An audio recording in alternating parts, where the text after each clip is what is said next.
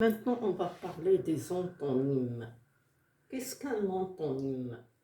L'antonyme est deux ou plusieurs mots de sens opposé ou bien de sens contraire. Voyons les exemples. L'exemple 1. Prendre. Alors, contraire.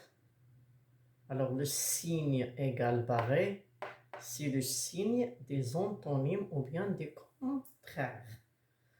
Alors, pour le verbe prendre, nous avons pour antonyme donner. Prendre, donner. B, pour gentil, pour l'adjectif gentil, nous avons pour antonyme méchant, ou bien mauvais, ou bien d'autres éléments. Ils peuvent être deux ou plusieurs mots de sens opposé. Pour le mot haut, nous avons pour le contraire, ou bien pour l'antonyme bas. Donc, ici, qu'est-ce qu'on doit comprendre? Que les antonymes ont la même nature. Ici, ou bien la même classe grammaticale. Ici, nous avons prendre, c'est un verbe. Donc, l'antonyme doit être verbe.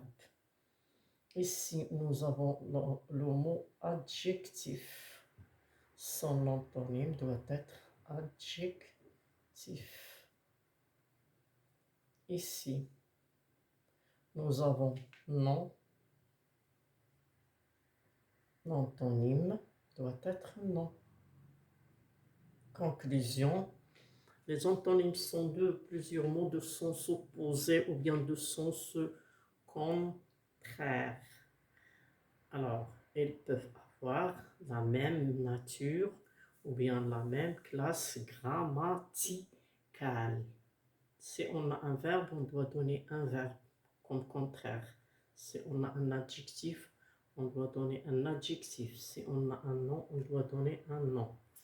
Donc, ils doivent avoir la même classe grammaticale ou bien la même nature. On dit nature ou bien classe grammaticale. Faisons un petit exercice.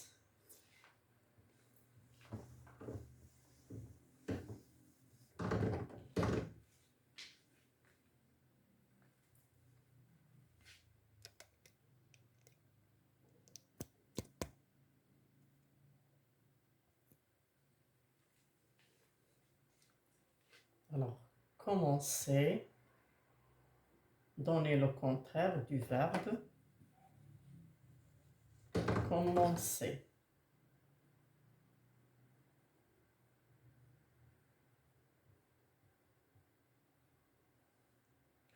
Le contraire de beau.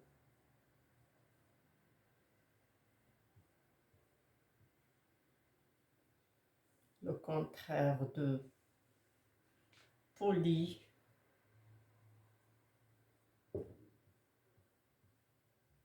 Le contraire de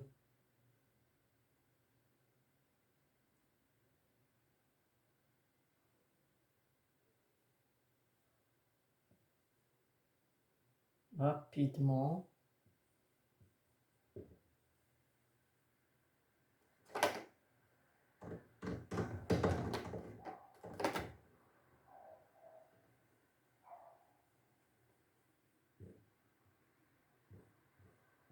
Et donnez-moi leur nature. Alors, réfléchissons ensemble pour commencer. Quel est le contraire de commencer? Pour B, réfléchissons. Quel est le contraire de beau? Pour C, quel est le contraire de poli? Pour D, quel est le contraire ou bien l'antonyme? Je dis le contraire, ça veut dire l'antonyme. Le contraire ou bien l'antonyme. Le contraire ou bien l'antonyme. Le contraire ou bien l'antonyme. Alors l'antonyme ou bien le contraire. Et donnez-moi leur nature. Je vais vous attendre un moment, hein, et on va tous répondre. Réfléchissez bien. Pour commencer, réfléchissez. Quel est le contraire de commencer? Quelqu'un qui vient de débuter quelque chose, on doit dire finir ou bien terminer. Les deux sont corrects. Ou bien achever. Finir, achever, terminer. Pour beau, nous avons les. Pour poli, nous avons à l'aide d'un préfixe impoli. C'est clair? Pour rapidement, donnez-moi le contraire. Réfléchissez doucement.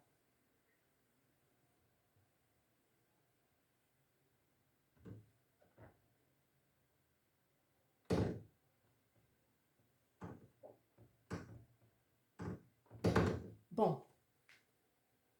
A, pour commencer, nous avons le contraire, égal barré, finir. Pour beau, nous avons le contraire, les. Pour poli, nous avons le contraire, l'antonyme impoli. Pour rapidement, nous avons l'antonyme ou bien le contraire, doucement. Maintenant, on a donné le mot contraire, le mot antonyme. Est-ce que vous pouvez me donner leur nature? Est-ce que vous pouvez me donner leur nature? Alors, pour commencer, ce sont des verbes.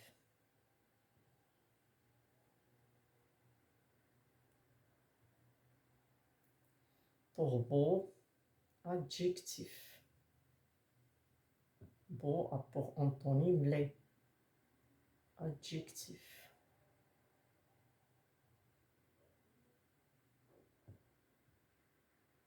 Pour poli aussi, c'est un adjectif.